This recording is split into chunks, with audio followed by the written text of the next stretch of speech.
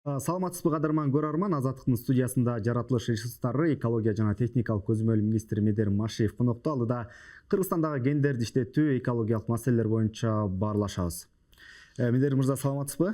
Студиябызга кош келипсиз. Саламатсызбы? Алгач эле ушул COP29 саммити боюнча баштасак, 11-22 ноябрь күндөрү Азербайжандын борбору Баку шаарында COP29 дүйнөлүк климат саммити өттү. Ага президент Садыр Жапаров да катышты.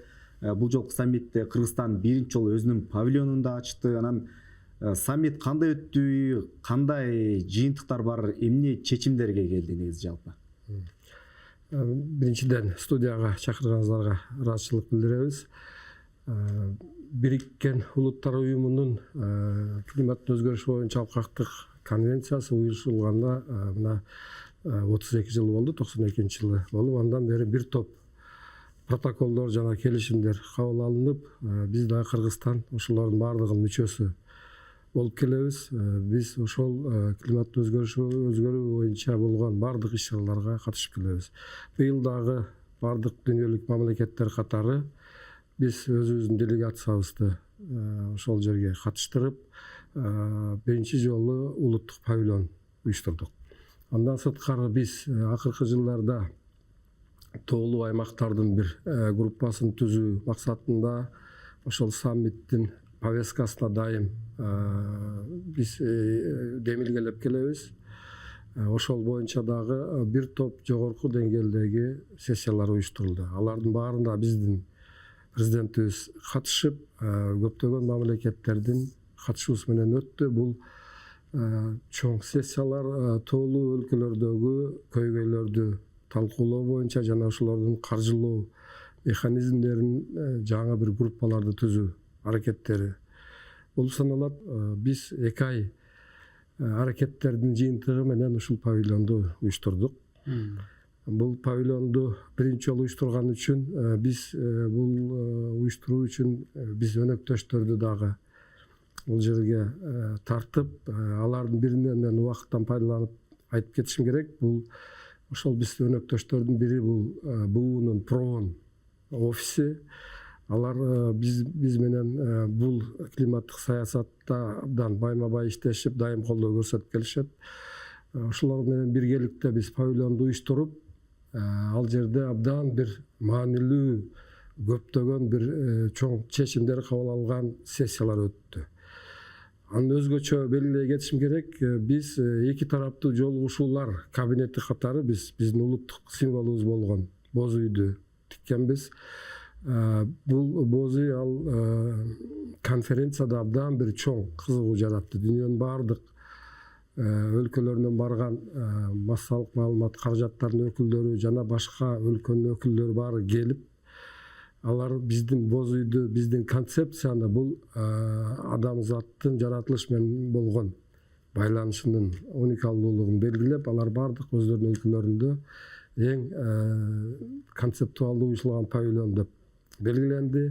Бирок ал жердеги маанилүүсү бул ошол жерде уюшулган иш-чаралар. Ошону улай эле. Саммитте эң башкы кабыл алынган чечимдердин бири бул дүйнөдө климаттын өзгөрүшүнө каршы күрөшүү үчүн $300 миллиард бөлүү боюнча чечим болуп окшойт. Анан аны кандай бөлүнөт, кандай шарттар бар, Кыргызстандагы ошол аймактагы же Кыргызстандагы климаттын өзгөрүшүнө каршы күрөш үчүн мындай бир каржы алууга эмне шарттарды аткарыш керек? Өзү Баку COP29дун негизги максаты, негизги бул лозунгу болуп, бул финансы деген акцент болчу. Ал өзүнүн аягына чейин максатына бир аз жетпеди, бирок кандайдыр бир жылыштар менен кабыл алынды. Бул сиз атап айткан 300 миллиарддык деңгээлге көтөрүү. Кабарыңыздар бар, Париж келишиминен 15-жылдан кийин кабыл алынып, өнүккөн мамлекеттер, өнүп жаткан мамлекеттердин бүгүнкү күндөгү технологияларын жашылдандыруу жана башка адаптациялык иш-чараларга $100 миллиард жылына бөлүп туруу чечими кабыл алынган. Ал да бүгүнкү күндө аткарылып, ар түрдүү деңгээлде аткарылып келатат. Бул COP29да ал ошол көлөмдөрдү өзгөртүү боюнча талаптар менен барганбыз. Буга чейин октябрь айында Бакуда даярдоо боюнча министрлердин деңгээлинде прекоп иш чарасы уюштурулган. Ал жерде 70 мамлекет министрликтери, ошонун арасында мен да барып катышып келгенбиз. Ошол жерде бул копко чейинки даярдыктар, ушундай талаптар боюнча, күн тартиби боюнча абдан чоң талкуулар жаралган. Ал жерден ушул коп 29-дун аянтына 1 триллиондон ашык каражат талап кылганары боюнча билдирүүлөр жасалып, күн тартибине ушул маселелер коюлган. Бүгүн дээрлик 3 эсе көлөм көтөрүлдү. $300 миллиард 2035 жылга чейин жылына өнүккөн өлкөлөр бөлүп тургандай чечим кабыл алынды. Эми анын механизмдери сиз айткан, ал дагы көлөм көбөйгөнгө жараша татаалдыктары дагы өстү. Өзү негизинен климаттык каржылоо бул абдан бир татаал механизмдер менен байланган. Ошол долбоорлорго жетүү, ошол механизмдери бүгүнкү күндө көптөгөн мамлекеттерде ушуларга жетүү көптөгөн кыйынчылыктар жаратат. Бирок бүгүнкү күндө бул климаттын өзгөрүшү абдан бир глобалдуу ушундай формага айланып, бүгүнкү күндөгү бардык дүйнөнүн булуңгурчу буну сезип отурат. Ошондуктан бул копто дагы ушул механизмдерди жеңилдетүү боюнча көптөгөн ушундай бир иш чаралар болду. Түшүнүктүү.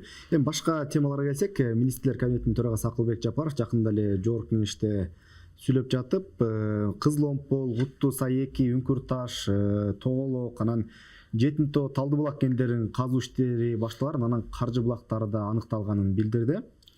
Эгер ушу гендерди иштетүү маселесине келсек, өкмөт башчы кайсы эмнелер жөнүндө сөз кылып атат? Деги эле ушул чоң гендерди иштетүү боюнча кайсы каржы булактары жөнүндө сөз кылып атат? Аныкталды, анан кантип иштетүү боюнча реалдуу проекттер, долбоорлор бар? Акыл Өсөбекович ал жогорку жыйында айткан бул негизинен улуттук долбоорлор жөнүндө айтып кетти. Бул биздин урматтуу президентибиздин жарлыгы менен биз улуттук долбоорлорду белгилегенбиз. Бул полиметалларды өндүрүү боюнча улуттук долбоор кабыл алынган. Ал менен бир иш пландары бекитилип, жумуш алып баратабыз. Алардын негизгиси болуп азыркы белгилегенибиз бул экөө, бул Кызыл Омпол кени жана Куттуу Сай 2деги чейрек кездешүү элементтер чыккан жер. Алар боюнча биз мамлекеттик компаниялар менен ошолорду иштетүүнү максат кылып, бүгүнкү күндө ошол компаниялар аркылуу иш жүргүзүп жатабыз. Бул Кызыл Омпол кенини Кыргыз алтын ачык акциялык коому аркылуу, ал эми Куттуу Сай 2ни бул Кыргыз геология мамлекеттик ишканасы аркылуу иштер жүргүзүп келатабыз. Эми бул бүгүнкү күндөгү алдын ала көптөгөн бир даярдоо жумуштары жүрүп жатат. Кошумча чалгындоолор болуш керек, жана ар түрдүү укуктук ченемдик актыларды жана дагы көптөгөн өнөктөштөр менен сүйлөшүү, консультациялар жүрүп жаткан кези. Жана бүгүнкү күндө ал жерлерден биринчи пробалар, сынамыктар алынып, ар түрдүү бүгүнкү күндөгү көптөгөн илимий изилдөө институттарына ошолорду анализдөө үчүн жана келечектеги технологияларды аныктоо үчүн ошондой иш аракеттер жүрүп жатат. Ушул жерден Кызыл Омпол кени боюнча буга чейин бир топ талаш тартыштар жаратып келген. Анан министрлер кабинети болсо билдирип атат, урандын көлөмү өтө эле аз, эң негизги максат титаномагнетитти өндүрүү депчи. Анан экологиялык жагынан сиздердин министрликтин анализи кандай? Аймакка, экологияга зыяны жокпу дегенде бир топ элди түшүндүрүп жатса керек. Кызыл Омпол боюнча бул уран торий курамында уран торий камтыган кен чыккан жер. Биз аны баштан бери айтып келатабыз. Бул негизги аердеги элемент болуп, бул титаномагнит болуп саналат. Эсиңиздерде болсо, биз июнь айында иште болгон уран жана торий камтыган кен байлыктарды чалгындоо же казууга болгон мораторийди алганбыз. Ал кезде көптөгөн иш чараларды өткөзүп, коомдук угууларды, парламенттик угууларды уюштуруп, чечим кабыл алганбыз. Бүгүнкү күндө ошол экологиялык тобокелдикте жана дагы башка болгон келечектеги ошондой иш чараларды бүгүн аракеттери башталып, дагы ошол багыттардагы күчөтүү максатында көптөгөн иштер жүрүп жатат. Эми ал жерде курамында чынында эле уран менен торийдин составы аз. Ал жерде титаномагнитти бөлүп алып, анан аны экинчи этап менен аны уран, торийди биз кара балтада иштетебиз деген ушул технология. Бул алдын ала белгиленген технология. Ушул моносхема менен азыр жылып баратабыз. Бирок бүгүнкү күндө Кызыл Омполдун биринчи пробалары 1-2 институтка, ошол эле Россия жана дагы бизде ушул жааттагы лидер болгон Кытайдын илимий лабораторияларына жиберилген. Бул Урал федералдык университеттин астындагы илимий изилдөө институтунун лабораториясына дагы жиберилген кыргыз алтын аркылуу. Ал жерде 3 айдан 6 айга чейин изилдөө жүрөт. Ал негизинен коопсуз технологияны тандоо максатында жүргүзүлүп жатат. Ошолордун жыйынтыгы менен анан технологиялары аныкталса, ошого жараша анан долбоорлор жасалат. Акылбек Жапаров ошол Кызыл Омполго барып да ал жерге капсулада салган. Анан өндүрүш негизи качан башталат деп пландалууда? Мындай так бир даталары барбы? Өндүрүш эми азыркы кыска мөөнөттөгү перспективанын жараша пландарыбыз боюнча кийинки жылдан ошол жердеги магнитное сепарирование деген технология менен титаномагнититти бөлүп алуунун биринчи пробный жумуштарыны аткарууга аракет кылып атабыз. Бул кийинки жылы бул кадимки өндүрүү болуш кыйын. Ал жерде ошол жана мен айткан технологияларды аныкташ үчүн көптөгөн пробный запусктар, көптөгөн ошол жердеги иш чаралар өткөзүлөт. Анан биздин максатыбыз кийинки жылга чейин ушул коюлган пландарды аткарып, технологияны аныктап, анан ошол жерге инвестициялар боюнча сүйлөшүүлөрдүн жыйынтыгы менен 25 жылдан баштап биз ойлоп атабыз, уже биринчи продукцияларды экспорттой турган жагдай түзүлүп калыш керек. Бул биз титаномагнититти ошол рудадан бөлүп алып, ошону экспорттоо боюнча ар түрдүү бүгүн сүйлөшүүлөр, консультациялар жүрүп жатат. Анан жетимтоо маселеси да ачык бойдон турат. Ал жакта жергиликтүү элдер да буга чейин генди иштетүүгө каршы чыгып, ар кандай кыймылдар да түзүлдү эле. Анан Акылбек Жапаров башта айтып өткөндөй каржы булагы, долбоор даяркын деп атат. Анан жетимтоо боюнча эмне иштер болуп атат? Чалгындоо иштериби же долбоорлообу, жергиликтүү эл менен иштешүү болуп атам да түшүндүрүү иштери? Жетимтоо деген бул дагы абдан чоң бир улуттук долбоор боло турган кен чыккан жер келечекте. Ал жерди билесиздер, бүгүнкү күндө болжолдуу гана запастары бар. Советтер Союзу кезиндеги геологиялык экспедициялардын ал жерди байма-бай чалгындоо иштери жүргүзүлгөн. Бүгүнкү күндө бизде фонддук архивдик материалдардын натыйжасы менен түзүлгөн прогноздук запастар бар. Аны иштетүү үчүн, аны үчүн чалгындоо жүргүзүш керек. Чалгындоо жүргүзө турган максаттарыбыз бар жакынкы жылдарда. Бүгүнкү күндө аны дагы ушул профилдеги негизги чалгындоо иштерин жүргүзгөн Кыргыз геология мамлекеттик ишканасы аркылуу жүргүзөйүн деген максаттарыбыз бар. Биз ушундай чалгындоолорду, чоң улуттук долбоорлорду запастардын мамлекеттик баланска алуу максатында, кабарыңыздар бар, быйыл ошол Кыргыз геология мамлекеттик ишканасына 1 миллиард сом бөлүп бердик. Гендерди ачууда иштетүүдө мамлекеттин сөзсүз түрдө үлүшү болуш керек деген. Анан азыр жаңы ачылып жаткан гендер же болбосо алдыда иштетүү план бар гендерде ушул талап сакталып жатабы? Жер казынасы жөнүндө мыйзамдын талаптарына киргизилген ошол жер беренелер бар. Бул алтын жана күмүш чыккан жерлерде 30дан кем эмес мамлекеттин үлүшү болуш керек деген талаптар бар. Бирок бүгүнкү күндө жеке жактарга алтынды жана түстүү металлдарды берүүгө бүгүн мораторий бар, аларга тыюу салынган. Биз алтын жана түстүү металлдар чыккан жерлерди биз бүгүн мамлекеттик компаниялар аркылуу гана иштетүүгө көздөп турабыз. Ошол сөздөрдү жогоруда айтылган сөздөрдү ошо аткаруу үчүн биз жана мен айткан 2 мега долбоорлорду биз уже мамлекеттик компанияларга бердик. Биз кандайдыр бир өнөктөштөр менен иштеген болсок, ал жерде сөзсүз мамлекеттик компаниянын үлүшү болуш ушул максатта кетип баратабыз. Анан жетим тоо кайра кайрылып кетсек, ушул жетим тоону эми жанагындай геологиялык изилдөөлөр жүрсө, ал жактагы кендин запасы аныкталса дедик, анан ким иштетет деген суроо турат да. Биз мен жогоруда айткандай эле буга окшогон чоң улуттук мега долбоорлордун баардыгын мамлекеттик компания аркылуу иштетебиз. Мисалы үчүн чалгындоо бүткөн болсо, ошол эле же Кыргыз алтын, же мамлекеттик компаниябыз болгон Кумтөр жана дагы башка кен байлыктарды казуу жаатындагы мамлекеттик компанияларыбыз бар.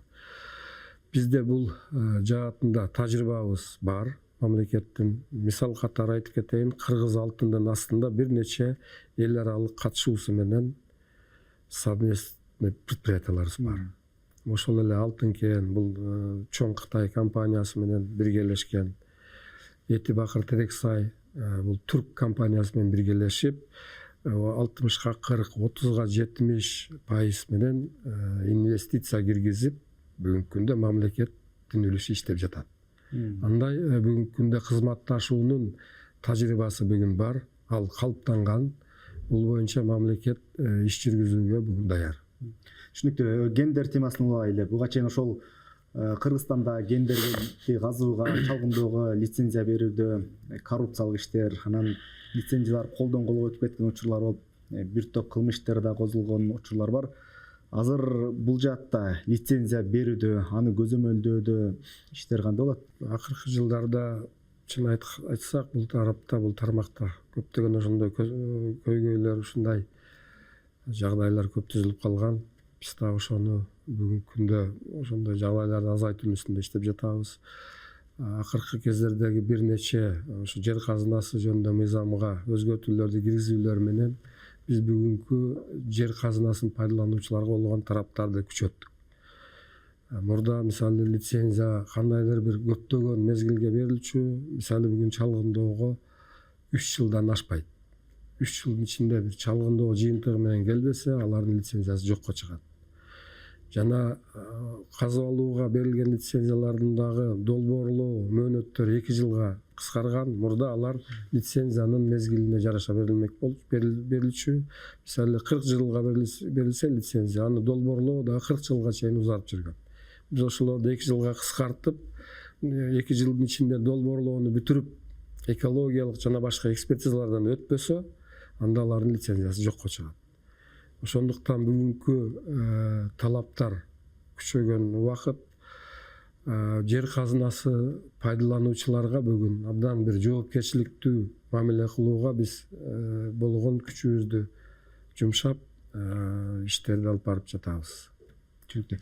Эми дагы башка темаларга келсек, жыл сайын суук түшкөндө Бишкек шаарында ошо ыш темасы көтөрүлөт. Кышында ошол түтүн маселеси күн тартибине чыкты. Анан быйыл да ошол кыш келе электи, ошо ноябрдын аяк ченинде ошо Бишкекти ыш түтүн каптап, Бишкек ошо абасы кир таза эмес дүйнөдөгү мамлекеттердин бир алдыңкы ондугунда турганын азыр көрүп турабыз. Анан буга ар түрдүү себептер, же Бишкек жылуу электр борборунан чыккан түтүн, автоунаалардан чыккан түтүн, жаңы конуштарга жагылган көмүрдүү негизги себеп деп ар кандай изилдөөлөрдө айтылып жүрөт. Сиздердин министрликтин анализи кандай? Анан реалдуу ышты азайтыш үчүн кандай иштер аткарылып жатат? Атмосфералык абаны коргоо жана ошону жакшыртуу да бул биздин бирден бир милдеттерибиздин бири болуп саналат. Биз ушул багытта бүгүнкү күндө негизги жоопкерчиликтүү органдардын бирибиз. Сиз жана жогоруда айтып кеткен биринчи ондукка деп айтканыңызга мен өзгө сунушумду айтып коеюн. Мен жана эле бул жака чыгып кетип атканда караганмын. Бул жанагы IQ деген сайттагы. Бүгүн эле жана түштө 85-орунда болчу Кыргызстан. Бул өзгөрүп турат. Өзгөрүп турат. Бул деген жана датчиктер. Бул ченек иштер дейбиз. Датчиктердин жайгашкан жери, ошолордун баарынан көз каранды. Биз негизинен бул өкмөттүн чечими менен ведомстволор аралык комиссия түзүлгөн, аны биз жетектейбиз. Ошол комиссия 11 ведомстводон турган комиссия бул тынбай жолугушуп иш-чараларды бекитип, ошолордун үстүндө иштеп келебиз. Азыр бүгүнкү күндө ачык айтышыбыз керек, акыркы 2-3 жылда бүгүнкү атмосфералык абанын сапаты бир аз жакшырды. Ага бир топ себептер бар. Булардын негизгиси болуп, биринчи себебинен баштасак, бул бүгүнкү ушул смогтун, ыштын негизги себептеринин бири бул калктуу конуштардын жаккан көмүрү. Бул дээрлик 3/1 ошол себеби болуп саналат.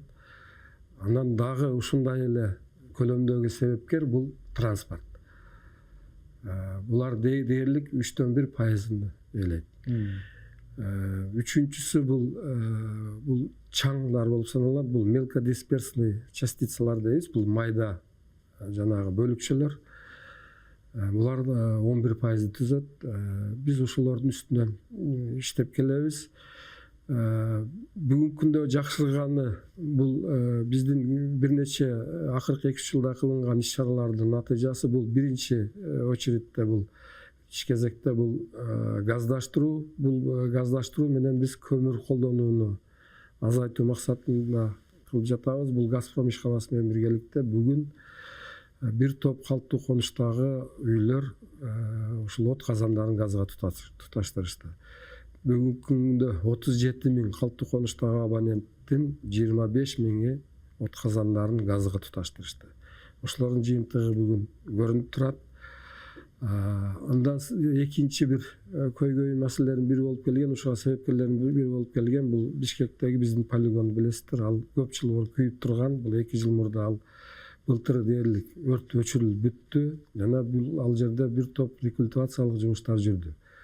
Бул боюнча мэрия көптөгөн жумуштарды аткарып, рекультивация кылып, ошол биздин таштанды полигондун айланасында 5 гектар жерге 3 000 дарак отургузулуп, бул жашылдандыруу аракеттери болуп, мунун дагы бүгүнкү болгон ышка болгон бир оң таасирлери болуп жатат. Ал эми транспорт боюнча бүгүнкү күндө өзгөрүүлөр тилекке каршы азыраак, себеби транспорт күндөн күнгө көбөйүп жатат. Жакшы позитивдүү жагы биздин транспорт паркыбыз бир аз жаңылангандай болуп турат. Аны өзүңүздөр жакшы билесиздер, бул негизги көйгөй бул жанагы катализаторлордун жоктугу. Алар бүгүнкү күндө жанагы чорный рынокто сатылып кеткендигине байланыштуу, ошолордон көптөгөн бир ушундай ушул ыштын болушуна көп таасири тийип жатат. Эми жанагы ченегиштер боюнча айтып кетейин, бүгүнкү күндө биздин шаарыбызда көптөгөн ченегиштер орнотулган. Анын ичинде негизги ушул багыттагы, ушул тармактагы ыйгар мукуттуу мамлекеттик орган катары өзгөчө кырдаалар министринин астындагы Гидромет деген ишкана бар. Анын 39 ченегиши коюлган шаар боюнча. Алардын бүгүнкү күндө 16сы ошол IQ Air сайтында катталган. Жана ал сайтта көптөгөн жеке жактардын ченегиштери дагы катталган. Аларды негизинен ченегиш деп атайбыз, алар станция болуп саналбайт. Ал ченегиштердин бүгүнкү күндөгү көрсөткүчтөрү абдан чоң күмөн жаратат. Биз ушунун үстүндө иштеп жатабыз. Биздин жанагы айткан ведомстволор аралык комиссиянын ичинде мисалы биздин госстандарттын жетекчилиги дагы ошол жерде катышып келет. Бирок эми ыш болуп атканын куралсыз көзгө деле көрүнүп атпайбы? Мындай Бишкектин же жогорураак жагына чыксаң же болбосо жаңы конушка барсаң деле түтүн кадимкидей көрүнүп турат да. Ал көзгө деле көрүнгөн жактары бар. Бул күн абдан муздаган кездерде мен аны таптакыр жок болуп кетти деп айткан жерим жок. Мурдагы 3 жыл мурдага караганда бир топ азайды. Анан ал ыштын мисалы туман менен аралашкан жагында карабал ыш деп айтууда туура эмес. Бирок ал бар, ал көргөй турат. Мен анын жакшырганы жөнүндө айтып жатам да. Анан мен жана ченегиштер жөнүндө айтканым, бүгүнкү күндө коомчулукка дагы туура маалымат таратуу абзел да. Бул дагы бир коомчулукта бир кандайдыр бир чыңалууну жаратпаш керек. Биз ошол ченегичтердин ээлерине кайрылып келип атабыз. Биздин госстандарт аркылуу поверкадан өтпөгөн ченегичтер көп. Алардын абдан погрешности жогору болгон жана метрологиялык характеристикалары жок болгон кустарный методдон алып келинген ченегичтер дагы көп да. Ошондуктан биз бүгүнкү күндө бул багытта укуктук ченемдик базадагы биз жаңыртууну максаттап турабыз. Себеби баш аламан эле каалаган адам каалаган жерге ченегичти коюп, коомчулукту мындай бир чыңалып алып барбаш керек. Себеби биздин бүгүнкү күндө тажрыйбабызда бар, ошол жеке бир-эки ченегичтерди көрдүк. Алар жана булгоочу заттарды бөлүп чыгарган булактарга жакын орнотулган да мисалы. Ошон үчүн биз бул тарапты дагы бир жөнгө салайын деген оюбуз бар. Бул иш менен күрөшүү бул негизги приоритеттердин бири. Биз ойлойбуз жакынкы жылдарда биз бул менен чоң бир оң натыйжаларга жетишебиз деген максаттарыбыз бар. Себеби сиздерге маалым болгондой, Дүйнөлүк банк аркылуу чоң долбоор ишке ашып, бүгүнкү күндө иштей баштады. $50 миллион турган Чүй жана Бишкек областынын абасын сапатын жакшыртуу деген долбоор ишке ашып, биринчи компоненти бизде проекттин группа түзүлүп иштей баштады. Бул жерде көптөгөн иш-чараларды камтып кеткен каржы долбоору болуп саналат. Бул ошол долбоордун биринчи компонентинде биз жанагы айткан ченегичтердин жөнгө салып, ошол жерге бир чоң 8 автоматташтырылган станцияны курайын деп максаттап турабыз. Качандан башталат? Ал азыр башталды. Кийинки жылы биринчи компонентине уже сатып алуулар башталат. Биз ошол Гидромет аркылуу Бишкек шаарынын территориясынын өзүнө гана 8 автоматташтырылган ушул абанын сапатын абдан бир тыкыр текшере турган станцияларды курайын деп атабыз. Андан сырткары көптөгөн ушул жылуулук энергия багытындагы көптөгөн каржылык бир программаларды ишке ашыра турган оюбуз бар. Бул Бишкек мэриясы менен биргеликте болот. Түшүнүктүү. Орусиянын Росатом ишканасы Нарынын Жумгал районунда Миңкуш айылындагы Каканан Талды булак урангалыктар сакталган жайдагы урангалыктарын башка жерге ташып бүттү деп өткөндө жарыялады. Анан ушул тапта туюк суудагы урангалыктарын ташууну ишке ашырып жатат. Жылдын аягына чейин аяктайт деп маалымат берген да. Азыр кайсы баскычта турат ушу туюк суудагы урангалыктарын ташуу боюнча? Айтабыз, Как менен Талды булак бүттү, анан туюк суудагы ушул күндөрү аякташ керек. Бир 10 күн, 15 күн ичинде аякташы керек. Өзү негизи план боюнча ноябрдын башына бүтүш керек болчу. Ал жерде бир топ техникалык бир эмелерге жараша азыр бир аз узарды. Менимче жакынкы 1-2 жуманын ичинде бүтүрөт. Анан кийинки жылга Кажы сайды долбоорлору ишке ашып бүтүп калды. Алар менен дагы келишимдер аяктайын деп калды. Кийинки жылдан баштап Кажы сай башталат. Эгер ошо Жумгалда туюк суудагы урангалыктары ташылып бүтсө, ал жактагы маселе толук чечилет, Жумгалда. Буюрса, ошол менен урангалдыктардын маселеси ошол аймакта чечилет. Ошол Миңкуштан урангалыктарын ташууда Росатомдун дагы оор жүк ташыган автоунаасы 2 жолу автокырсыкка кабылды. Ошо урангалыктарын ташып барат. Анан радиациялык абал боюнча ошо комиссия түзүп элесиздерде иликтөө боюнча алардын жыйынтыгы чыкты.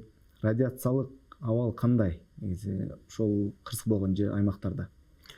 Айтасыз, 2 жолу ошол болгон ушул учурда биз экөөндө тең комиссия түзүп, тез арада ошол жерлердеги көрсөткүчтөрдү жана пробаларды алып, баарын элге жарыялаганбыз. Ал жерде эч кандай бүгүнкү күндө коопсуз акыбал жок.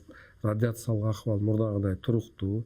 Анда эми техникалык кээ бир ушундай кырсыктар быйыл катталып калды. Бирок биз кийинки дагы проектлерге, кийинки долбоорлорго да ушундай талаптарды күчөтүп, кийинки конкурстарда ушундай күчөткөн талаптар менен өткөзүүнү көздөп турабыз. Ошо Росатом темасын улайлы. Сиздин орун басарыңыз Асель Райымкулова жакында эле ошол Жогорку тармактык комитетинде Кыргызстанда атомдук электр станциясын курууга азырынча даяр эмес деген пикирин билдирди. Эми укуктук, мыйзамдык жактан алганда азыр жол бербейт депчи. Мен ушул боюнча пикириңизди айтсаңыз, анткени буга чейин Кыргыз өкмөтү Росатом менен ушу чакан эле АЭС куруу боюнча меморандумга кол койду эле. Бул жакта иштер кандай жүрүп атат? Асел Кадыржановна биздин бир ушул МАГАТЭ менен болгон келишимге өзгөртүү киргизүүнү макулдашууга барган болчу. Ошол именно ошол МАГАТЭ менен болгон келишимдин кошумча бөлүгү болгон бул протоколго өзгөртүүлөрдү киргизүүнү макулдашууга барган болчу. Ал жерде бир аз түшүнбөс болуп калды. Ал ошону айтып жатат. Ошол келишимдерге кол коюп бүгүн ратификацияларды да аягына чыгарбасак, кээ бир ошондой укуктук базалар бүгүнкү күндө жол бербей калат. Себеби кандай болбосун тынчтык максатта колдонулуучу ядролук жанагы установкаларды же болбосо АЭСтерди куруу үчүн бул сөзсүз МАГАТЭнин катышуусу жана ошолордун кепилдиги менен болот. Бүгүнкү күндө ошол бир нече биздин азыр жаңылай турган ушундай документтерибиз бар. Аларды жаңылап бүтүрүп калдык. Буюрса ошолор бүткөндөн кийин баардык шарттары түзүлөт. Демек, мыйзамдык жактан ошол дал келбеген документтерди тууралап жаткан экен министрлик. Анан буга чейин энергетика министри Талайбек Ибраев айтты эле, ошол элге түшүндүрүү иштерин жүргүзүп атабыз АЭС куруу боюнча чакан деп. Мындай долбоорлор барбы? Каяка түшөт, качан салынат деген мындай экологияга зыян пайдасы боюнча сиздерде жыйынтык? Бүгүнкү күндө бир кандайдыр бир конкреттүү долбоорлорду биз көргөн жокпуз. Ал долбоорлорду сөзсүз энергетика министрлиги түзөт. Менимче аларды дагы бир эл аралык бир институттар менен консультативдик бир мекемелер менен түзсө керек. Бирок ал долбоорлор сөзсүз экологиялык экспертизадан өтөт. Биз мамлекеттик экспертизаны алып биз жүргүзөбүз. Бүгүнкү күнгө андай долбоорлор бизге келип түшкөн жок. Алардын бүгүнкү күндө таасир этүүчү жагдайларында талдоо, алардагы биз аркылуу жана башка көптөгөн ведомстволор аркылуу жүргүзүлөт. Бүгүнкү күндө ал конкреттүү долбоорлор келип түшкөн жок. Мүмкүн ошонун үстүндө энергетика министрлиги иштеп жаткан болушу мүмкүн. Коңшу Казакстан атомдук электр станция куруу боюнча референдум өткөрүп, көпчүлүк добуш менен уруксат алды. Анан сиз адис катары жеке коопсуздугун кандай көрөсүз? Өлкөдө чакан АЭСтерди куруу боюнча. Казакстандын АЭС бизге Кыргызстанга. Бүгүнкү күндө дүйнөнүн көптөгөн мамлекеттеринде атомдук электростанциялар курулуп, ондогон жылдардан бери иштеп келет. Бүгүнкү күндө менин оюм боюнча технологиялар дагы абдан жетишти. Бүгүнкү күндө Европанын эле борборунда бир нече жүздөгөн атомдук электростанциялар иштейт. Алар эски технологияда курулган атомдук станцияларда бүгүн иштеп келет. Биздин маалыматтар боюнча бул тармакта бүгүнкү күндө технологиялар абдан жетишти. Ал чакан станцияларды бүгүнкү күндө башкаруу дагы, алардын таасирин дагы талдоо менимче чоң станцияларга караганда жеңилирээк болуш керек. Коопсуздук жагына алар өзүнүн убагы келгенде экспертизалар жана таасирин талдоо боюнча көптөгөн иш-чаралардын алкагында билинет. Эгерде кандайдыр бир коопсуздук болгон болсо, сөзсүз ал иш-чаралардан кайтышка туура келет. Мында сизге ыраазычылык билдиребиз, биздин студиябызга келип суроолорубузга жооп бергениңиз үчүн. Кадырман көрөрман, Азаттын студиясында жаратылыш ресурстары, экология жана техникалык көзөмөл министри Медер Машиев конокто болду. Суроолорду болсо мен Бакыт Төрөгелди бердим. Кайрадан амандыкта көрүшкөнчө саламатта туруңуз.